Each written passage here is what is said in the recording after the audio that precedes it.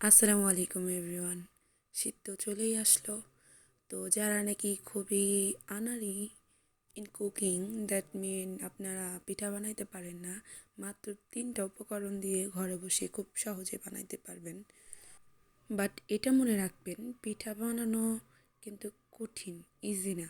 But এটা সহজ উপায়ে আপনি বানাতে পারবেন। তো ফার্স্টেই আমরা চালের গুঁড়ি নিয়ে নিচ্ছি অ্যান্ড পরিমাণ মতো লবণ, আর এটা একদমই পানি, ঠান্ডা পানি নিয়ে আপনাদের ভালোভাবে জিনিসটাকে মুথে নিতে হবে।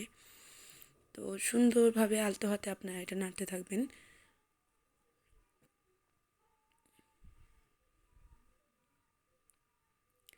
আমি খুবই ভালোভাবে আপনাদেরকে বোঝানোর জন্য আমি ভিডিওটা খুবই কম স্কিপ করেছি অ্যান্ড আপনাদের বোঝানোর জন্য দেখাই দিচ্ছি যে এটা যখন নাকি দেখবেন যে হাতে নিলে দলা দলার মতন হয়, তখন বুঝবেন এটা টেক্সচারটা পারফেক্ট হয়েছে।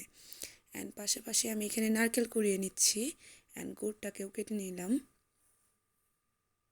অ্যান্ড দেন চালের গুঁড়াটাকে আমাদের ছেঁকে নিতে হবে। তো আমি এরকম একটা ছাঁকনির সাথে ছেঁকে নিচ্ছি।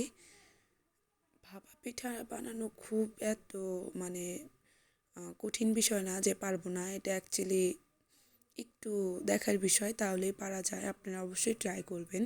তো এখানে আমি চেলে নিচ্ছি। আমি আবারও বলে দিচ্ছি, আমি স্কিপ খুবই কম করছি আপনাদের বোঝানোর স্বার্থে। তো এরপর আমার চালের গুঁড়িটা রেডি অ্যান্ড পিঠা বানানোর যে সাজ থাকে আমি সেটার সাথে চালের গুঁড়ো নিয়ে অ্যান্ড ফার্স্ট স্টেপে আমি আবার গুড় দিয়ে দিচ্ছি। আপনারা নর্মাল স্টিলের বাটি দিয়েও চাইলে করতে পারেন, অ্যাজ ইয়োর উইশ। তো এরপর আমি গুড় নেওয়ার পরে এখানে নারকেল দিয়ে দিব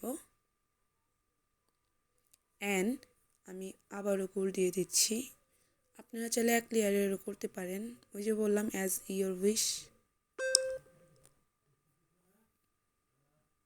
শীতকাল তো চলেই আসছে অ্যান্ড এরপর চালের গুঁড়ি দিয়ে আমি র্যাপ করে নিচ্ছি। তো শীতের মধ্যে সবাই একটু পিঠা খাইতে চায়, যারা পারেন না এটা আপনারা ট্রাই করবেন, অবশ্যই পারবেন ইনশাআল্লাহ, যদি সবগুলো স্টেপ আমি যেভাবে করেছি সেভাবে করেন। তো এরপর আমি সাঁচের মধ্যে দিয়ে দিচ্ছি। আপনারা চাইলে এখানে এরকম মাটির সাঁচ না থাকলে অবশ্যই একটা কাপড় দিয়েও করতে পারবেন, ধুয়ে নিলে পরিষ্কার কাপড় বেঁধে পাতিলের মুখে। আর এরপর আমি একটা মশারি টুকরোর সাথে পিঠার সাঁচটাকে বসিয়ে দিচ্ছি অ্যান্ড হালকা করে পাড়ি দিয়ে নেবেন, যাতে করে আপনার পিঠাটা ভেঙে না যায় বা সাথে সাথে লেগে না থাকে। তো এইখানে আমি 3টা করে দিয়ে নিচ্ছি অ্যান্ড ঢেকে ঢেকে দিলাম, সরি। দেন আমার পিঠা রেডি। আপনারা অবশ্যই ট্রাই করবেন অ্যান্ড আমাকে জানাইতে ভুলবেন না। তো দেখতেই পারছেন, আর মশারিটা আপনারা অবশ্যই বারবার ভিজিয়ে নেবেন, না হলে পিঠা লেগে যাওয়ার সম্ভাবনা থাকে। And here is the final look of my ভাপা পিঠা। আপনারা কী পিঠা বলেন আমাকে জানাবেন। তো ভেঙে আপনাদেরকে একটা দেখিয়ে দিলাম। Thanks for watching. আল্লাহ হাফেজ।